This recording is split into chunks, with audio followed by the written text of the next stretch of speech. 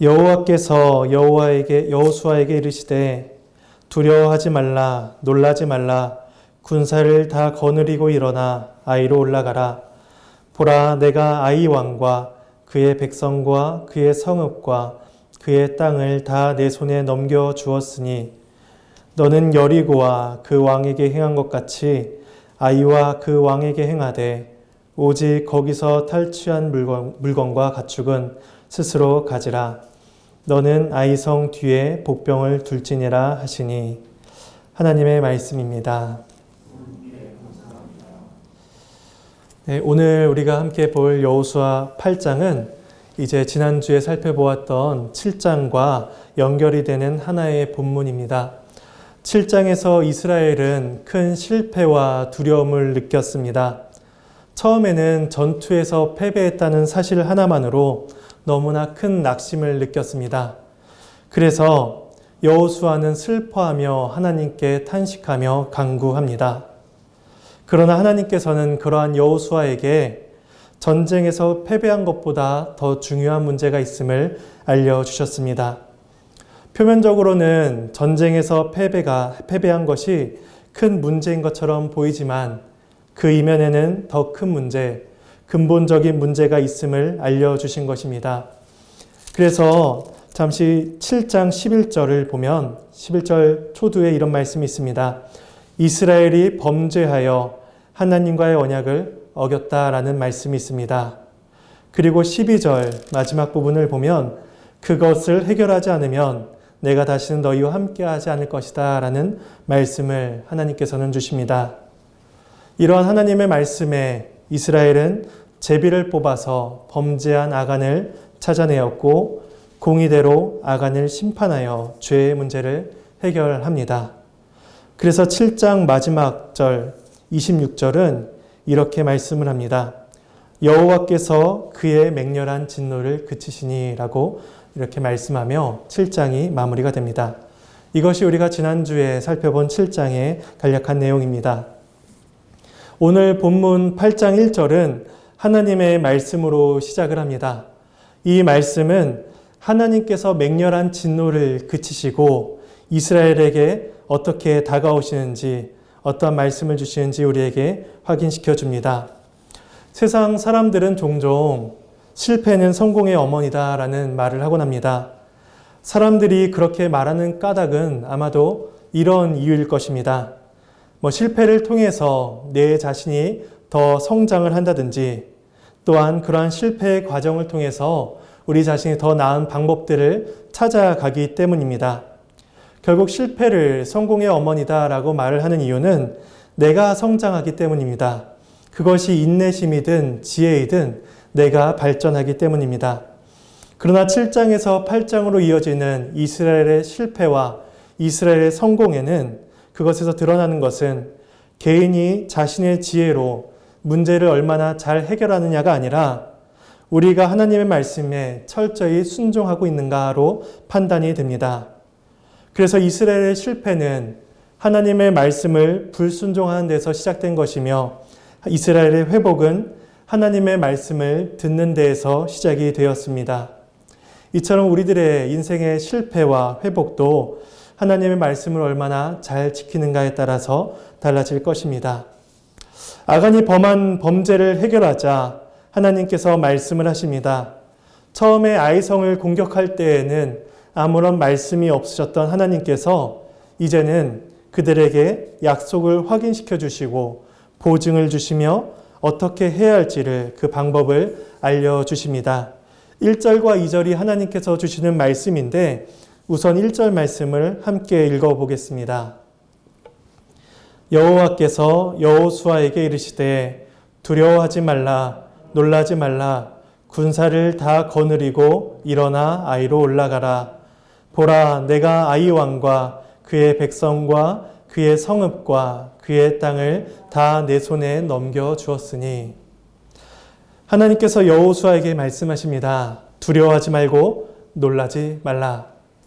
이 말씀은 아간의 범죄로 인하여서 하나님과의 관계가 깨어지고 다시는 하나님과 함께 할 수 없을 것만 같았던 이스라엘에게 주시는 하나님의 은혜의 선언인 것입니다. 여호수아는 이 말씀을 들을 때에 자신이 이스라엘의 지도자로 세워질 때를 다시금 떠올렸을 것입니다.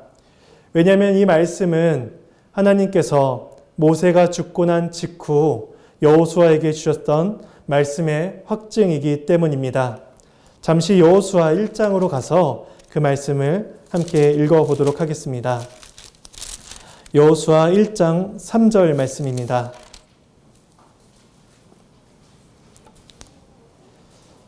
네, 함께 읽겠습니다.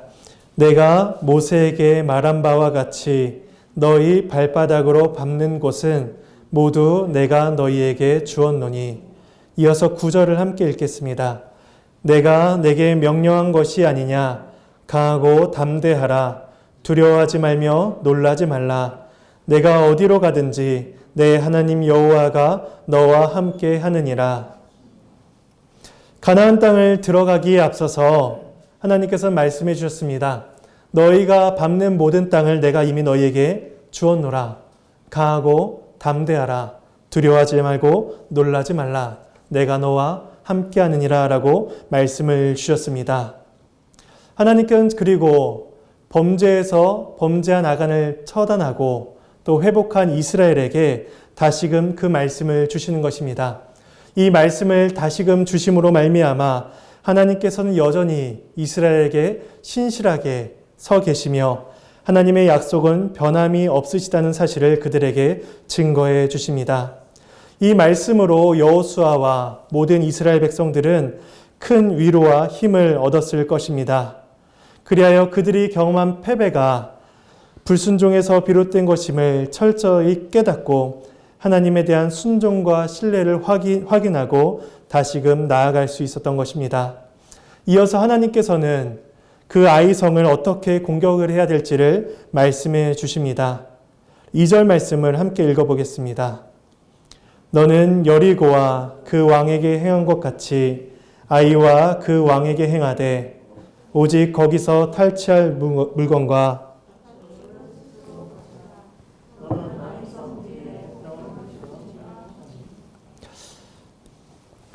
이스라엘이 여리고 성을 어떻게 공격을 했는지 잘 기억을 하고 계실 것입니다.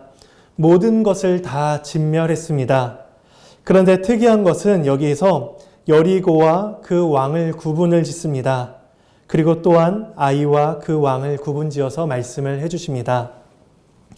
아마도 29절에 이따 살펴보겠지만 29절에 아이 왕을 나무에 달아 죽인 그 장면이 나오는데 그 아이 왕이 죽은 것을 살펴볼 때에 아마 여리고 왕도 동일하게 그렇게 공의를 실현하지 않았을까라는 것을 우리는 알 수가 있습니다.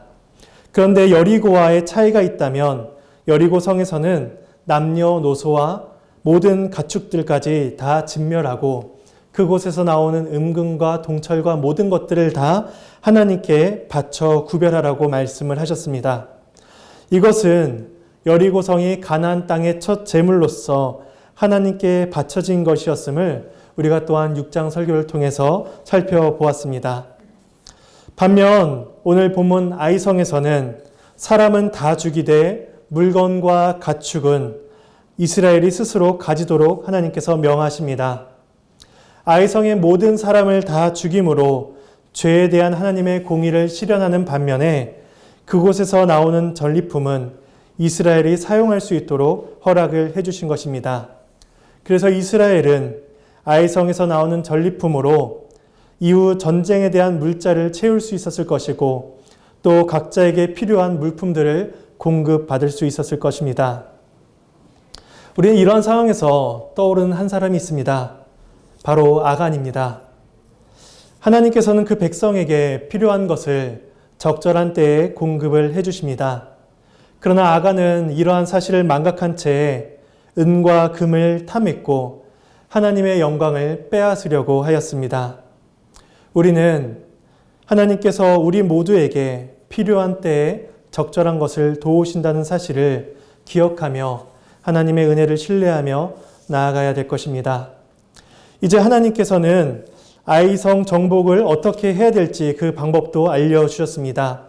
2절 말미에 아이성 뒤에 복병을 두라라는 말씀을 주십니다. 여리고성 점령과는 또 다른 차이가 드러납니다. 여리고성에서는 매일매일 성을 돌았습니다. 이스라엘이 전쟁에 관여한 것은 아무것도 없다라고 말할 수도 있을 것입니다. 하나님께서 놀라운 기적으로 여리고를 무너뜨리셨습니다. 그러나 오늘 아이성은 그들이 군사를 숨겨두고 유인하는 방법으로 공격을 하라고 명하십니다. 전술을 알려주시고 그 전술을 활용해서 아이성을 함락시키도록 말씀하십니다. 이러한 말씀에 대해서 칼빈은 세 가지 이유를 들어서 설명을 해줍니다. 하나는 이스라엘이 기적만 바라는 가운데 나태해지지 않도록 하기 위함이라는 것입니다. 기적을 바라는 사람들의 그 기적을 바라는 이유를 크게 두 가지 정도를 생각을 해볼 수 있을 것입니다. 하나는 정말 자신의 능력으로 해결할 수 없는 일 앞에서 기적이 일어나기를 바라는 것입니다. 그런데 두 번째는 약간의 문제가 있습니다. 그것은 무엇이냐면 자신이 해야 할 일을 하지 않으면서 하나님의 기적이 일어나기를 바라는 것입니다. 예를 들자면 공부를 하지 않으면서 시험을 잘 보기를 원하는 것. 공부를 안 했는데 시험을 잘 보는 것은 기적에 가까운 것이죠. 그러니까 이러한 두 번째 경우에는 사람이 나태해질 수 있고 또 이러한 방법으로, 이러한 생각으로 충분히 이스라엘 백성들이 나태해질 수 있기 때문에 하나님께서 이러한 전술을 통해서 아이성을 함락시키도록 명령하셨다는 것입니다. 또한 하나님께서 이스라엘의 힘을 사용하신 두 번째 이유로는 서로 다른 방법에 있어서도 하나님의 능력이 동일하다라는 것을 그들에게 알게 하시기 위함이었습니다. 여리고성과 같은 기적만 하나님께서 일하신다는 증거가 아니라 전술이라는 것을 통해서 우리 개개인의 능력을 통해서 하나님은 얼마든지 일하실 수 있다는 것입니다. 기적도 하나님께서 일하시는 증거요. 우리의 노력과 우리의 삶의 모든 애씀도 하나님께서 함께 하시는 삶의 증거인 것입니다. 그들이 왜 굳이 위험하게 밤에 숨어 있다가 전쟁을 하라는 거야 라는 마음이 들 수 있지만 하나님께서는 그 일을 통해서 아이성을 함락시키셨습니다. 우리들의 삶 가운데 왜 굳이 이렇게까지 살아야 하나라는 생각이 드는 그 순간에도 하나님께서는 그 과정을 통해서 우리와 함께 하시며 그 뜻을 이루어 가십니다. 그리고 마지막 세 번째로 하나님께서 이스라엘의 힘을 사용하신 이유는 눈에 보이는 수단을 통하여서 이스라엘의 두려움을 없애신 것입니다. 이스라엘은 이미 한번 아이성과의 전투에서 패배를 경험했습니다. 그래서 하나님께서 다시 가라, 아이성을 너희에게 주었노라 라고 말씀을 하셨을 때에 그들에게 있었던 그 두려움이 금세 사라지고 없어진 것이 아니라 여전히 그들은 두려움 가운데 사로잡혀 있었을 수가 있는 것입니다. 그래서 이러한 이유로 하나님께서는 눈에 보이는 전술을 주셨고 그 전술을 통해서 그 아이성을 점령케 하십니다. 이렇게 1절과 2절이 하나님께서 여호수아와 이스라엘 백성들에게 직접 하신 말씀입니다. 그리고 이어지는 3절부터 9절은 그 복병을 어디에 배치를 하고 또 그 전술을 어떻게 행할지 여호수아가 군사들에게 명령을 하는 장면입니다. 이 매복의 내용, 전술의 내용은 이렇습니다. 이제 아이성이 있으면 아이성 서쪽에 군사들을 매복을 시킵니다. 그런데 본문 12절에 보면은 아이성 서쪽에는 베델이 있었다라고 말씀을 합니다. 그러니 아이성과 베델성 사이에 이스라엘의 군사들이 매복을 한 것입니다. 그리고 여호수아를 비롯한 주력 부대, 주 부대는 그 아이성의 북부에 위치를 합니다. 그래서 아이성 군사들이 북쪽에 위치한 이스라엘 군사들을 보고 성을 나와서 공격을 하기 시작을 하면 그 북쪽에 위치한 여호수아의 군사들이 뒤로 도망을 치게 되고 이제 그 아이성 군사들이 여호수아를 따라갔을 때 그 서쪽에 매복해 있던 병사들이 그 성을 함락시키도록 이렇게 명령을 합니다. 이것이 하나님께서 매복이라는 것을 통해서 아이성을 점령케 하신 방법이었습니다. 그런데 여기서 잠시 살펴볼 것은 3절에서 9절까지의 내용과 또한 10절에서 13절까지의 시간적인 순서입니다. 3절에서는 용사 3만 명을 뽑아서 밤에 복병으로 보냈다라는 말씀을 하고 있는데 12절에서는 5천 명을 택하여 매복을 시켰다라는 말씀이 나옵니다. 이러한 인원 차이에 대해서는 신학자들마다 이게 차이가 있고 또한 통일된 의견이 없습니다. 매복의 숫자가 중요한 것은 아니기에 우리가 그 매복의 숫자에 대한 이해를 다루진 않아도 될 것 같고 다만 시간적으로 이 일이 어떻게 이루어지는지를 잠시 살펴보면 좋을 것 같습니다. 2절에 하나님께서 매복에 대한 명령을 하십니다. 그래서 3절부터 9절은 하나님께서 명하신 그 매복을 어떻게 이행할 것인지 하나님의 명령에 대한 순종을 보여주고 있습니다. 그래서 시간적인 기술에서 잠시 멈추고 하나님의 명령에 대한 이행을 강조하고 있는 것입니다. 그래서 오히려 시간적으로는 10절로 연결이 되는 것입니다. 그래서 2절을 다시 보면 하나님께서 아이성에 복병을 두라 하시고 10절에 여호수아가 아침 일찍 일어나 장로들과 함께 아이성으로 올라가 북쪽에 진을 치는 것입니다. 그래서 12절에 5천 명을 택하여 매복을 시키는데 이 부분이 앞서 3절에서 9절 하나님께서 명하신 그 명령을 어떻게 이행하는지로 이제 연결을 해서 보면 될 것 같습니다. 그래서 13절을 보면 매복한 군사들을 다 보내고 여호수아는 아이성 앞에 골짜기로 들어갑니다. 이제 전쟁 준비가 다 끝난 것입니다. 그래서 이어지는 14절에서 17절까지의 말씀은 아이성과의 전투가 이제 나타납니다. 14절에 아이 왕이 골짜기로 들어온 그 이스라엘 군대를 보고 아침 일찍이 군대를 몰아 공격을 나갑니다.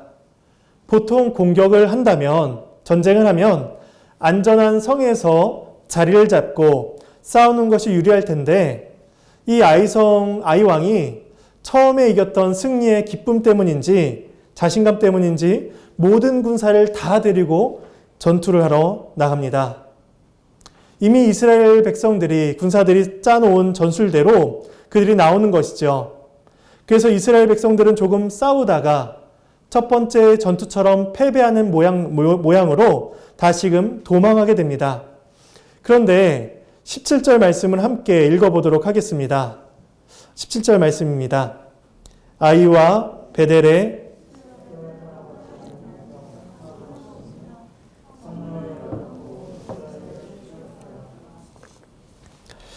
두 가지 사실이 나옵니다. 아이성 군사들이 나올 때에 베델도 같이 나왔다라고 말씀을 합니다. 아이성과 베델이 상당히 가까운 거리에 있었던 것 같습니다. 학자들은 이야기하기를 3km에서 4km 정도의 거리를 두고 있었다라고 이야기를 하기도 합니다. 아이성이 승기를 잡고 전투에서 이기는 것 같으니 옆에 있던 성 베델에서도 모든 군사를 몰고 나와서 이스라엘을 공격하는 것입니다. 그래서 나중에 여호수아 12장 16절에 가면은 이스라엘 백성들이 처단한 가나안 땅의 왕들이 열거되는데 그때 말씀하기를 12장 16절에 한 명이 베델 왕이었다라고 말씀을 하는 장면이 나옵니다. 그래서 아마도 본문에서 아이성을 점령할 때에 베델도 같이 점령을 하지 않았을까라는 그러한 추측을 학자들이 하고 있습니다. 또한 본문 17절에서 우리가 알 수 있는 또 하나의 사실은 아이와 베델에서 군사들이 나올 때에 따라가지 아니한 자가 하나도 없었으며 모두 다 성문을 열어두고 나갔다라고 알려줍니다. 그들이 나갈 때 모든 군사를 이끌고 성문을 활짝 열고 나갑니다. 무슨 자신감인지 어떤 계획인지 모르겠지만 그들이 성문을 그렇게 열어두고 나가서 복병들이 그 성에 다가왔을 때 그 성을 더 이상 공격하지 않아도 되고 바로 들어가서 그 성을 함락시키기에 좋은 조건이 된 것입니다. 그러니 이 장면에서 아이성의 교만과 또 하나님의 섭리가 그 가운데 잘 드러난다는 사실을 우리는 알 수가 있습니다. 18절에서 23절은 전쟁의 승기가 완전히 바뀌었음을 우리에게 알려줍니다. 그런데 18절에 하나님께서 여호수아에게 명하십니다. 손을 들어 단창을 높이 들라 명하십니다. 이에 여호수아가 단창을 높이 들어 신호를 보내자 이 신호를 받은 숨어있던 매복병들이 나와서 그 성을 다 점령을 합니다. 그리고 그 성에 불을 지르고 연기를 내므로 그 성을 차지했다는 신호를 보냅니다. 그러자 여호수아의 군대도 뒤를 돌아 적을 공격하고 모든 아이성의 군인들을 다 진멸시킵니다. 그리고 이어지는 24절과 27절은 그 모든 병사들을 다 죽인 이후에 성 안에 있는 모든 백성들을 다 죽이는 장면이 언급이 됩니다.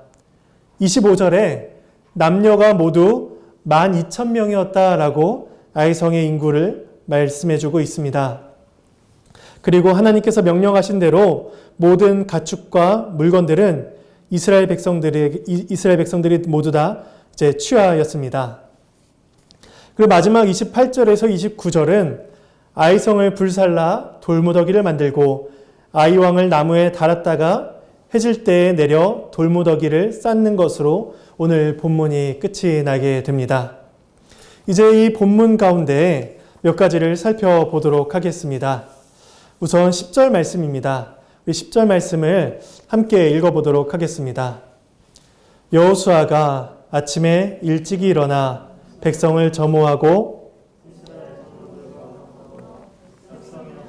아이로 올라가매. 전쟁을 하기에 앞선 장면입니다. 여호수아가 백성들을 다 소집합니다. 그리고 여호수아와 장로들이 백성들의 앞에 앞장서서 아이성으로 올라갑니다.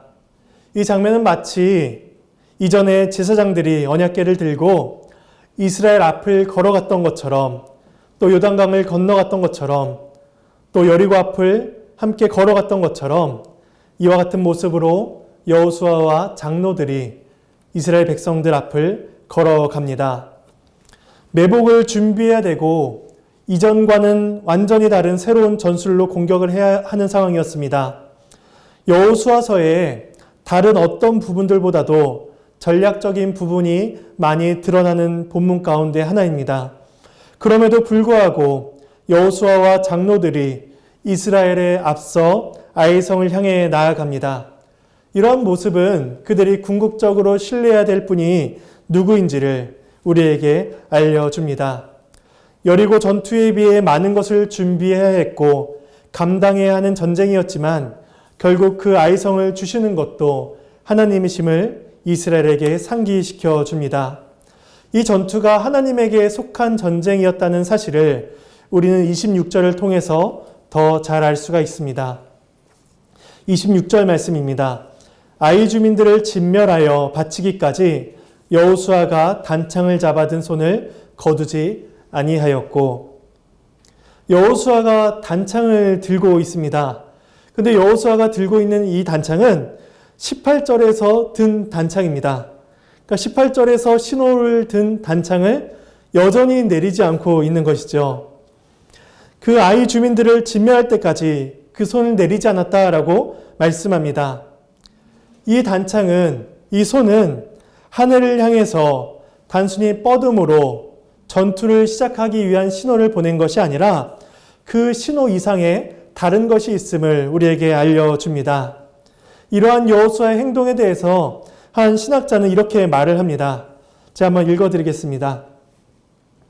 그는 얼마든지 전쟁에 참여하여 자신의 평판과 명예, 리더십을 드러낼 수 있었습니다.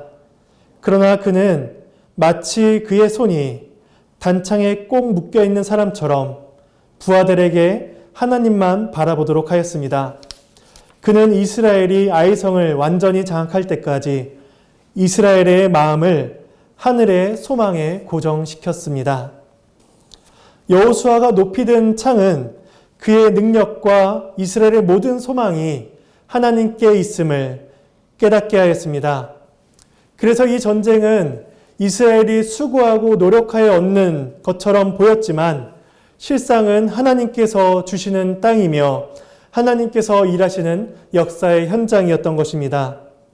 그래서 26절을 다시 보면 아이 주민들을 진멸하여 바칠 때까지라고 말씀을 합니다. 단순히 죽이는 것에 목적이 있는 것이 아니라 하나님의 공의에 합당하게 그들을 심판하는 일이 아이성 전투였습니다. 모든 악을 진멸하여 그 공의의 영광을 하나님께 올려드리는 것이 바로 이 전투였습니다. 하나님은 이 일을 통해서 가나안 땅의 죄악을 벌하시며 그 땅에 거룩한 하나님의 나라, 하나님의 백성을 세우시는 것입니다. 이러한 죄악에 대한 하나님의 공의는 아이 왕을 처형하는 장면을 통해서 또한 더 분명하게 드러납니다. 29절 말씀입니다. 우리 함께 읽어보도록 하겠습니다. 그가 또 아이 왕을 저녁 때까지 나무에 달았다가 해질 때에 명령하여 그의 시체를 나무에서 내려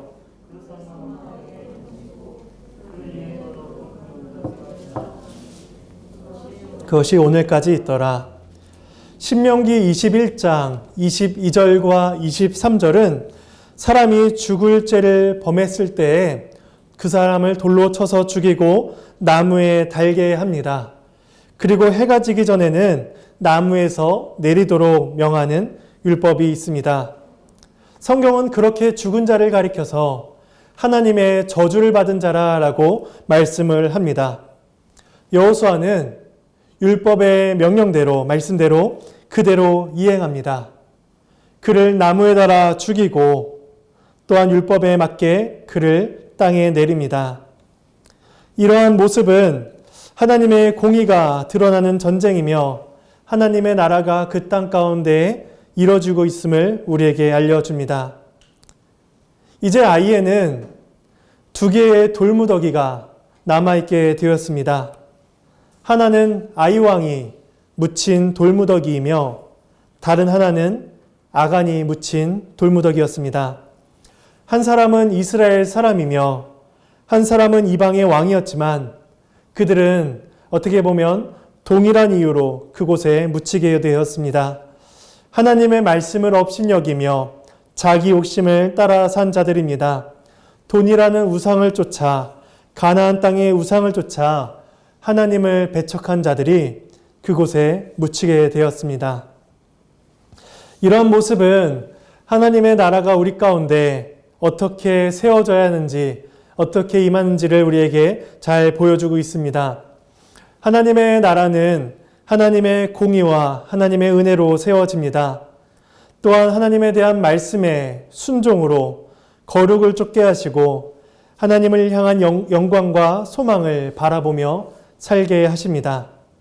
하나님이 통치하시는 나라, 하나님만이 생명과 소망이 되시는 나라로 우리를 불러주셨습니다. 우리가 어떻게 이 나라에 들어오게 되었을까요? 우리는 여호수아에게서 우리의 구원자이신 예수 그리스도를 발견할 수가 있습니다. 여호수아는 아이성 전투에 패배한 듯이 뒤로 물러갑니다. 여호수아가 물러갈 때에 아이성의 군사들은 자신들이 승리를 취한 듯 의기양양하며 이스라엘을 향해 달려듭니다. 그러나 그때 패배한 듯 보이는 그 시간에도 하나님께서는 아이성의 모든 군사를 진멸시키시고 가나안 땅에 하나님의 나라를 세우셨습니다. 이처럼 그리스도께서 사람들의 모욕과 고난을 받으며 십자가에 못 박혀 죽으실 때에 악한 마귀는 자신이 그리스도를 짓밟고 승리하였다라고 생각을 하였습니다.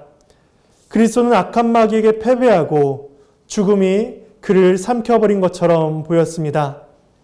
그러나 우리 주 그리스도는 3일 만에 부활하시고 죽음을 이기셨으며 우리를 구원하셨습니다. 그리스도의 죽음이 우리의 죽음이 되었으며 그리스도의 부활이 우리의 부활이 된 것입니다. 그리스도의 죽음과 부활은 우리를 가나안 땅으로 인도하십니다. 여호수아의 명령 아래 모든 이스라엘의 백성들이 가나안의 죄악을 멸하였던 것처럼 그리스도의 말씀 아래 우리는 하나님의 나라로 세워져 가는 하나님의 백성들이 되는 것입니다. 이런 사실은 우리들에게 한 가지 교훈을 줍니다. 지금 당장 우리가 겪게 되는 우리의 문제와 아픔들이 또한 세상에 쫓겨 패배한 듯한 우리들의 모습이 우리들의 삶의 최종적인 모습은 아니라는 사실입니다. 우리가 주의 뜻을 따라 살아갈 때에 주님은 우리를 승리케 하시며 기쁨의 노래를 부르게 하실 것입니다. 또한 패배한 듯한 세상에서 참된 승리를 경험하게 하실 것입니다. 우리를 넘어뜨리려 하는 모든 영적인 싸움에서 싸워 이겨서 영광의 승리를 누리며 하나님께 감사와 찬미를 올려드리는 저와 여러분이 되기를 간절히 소망합니다.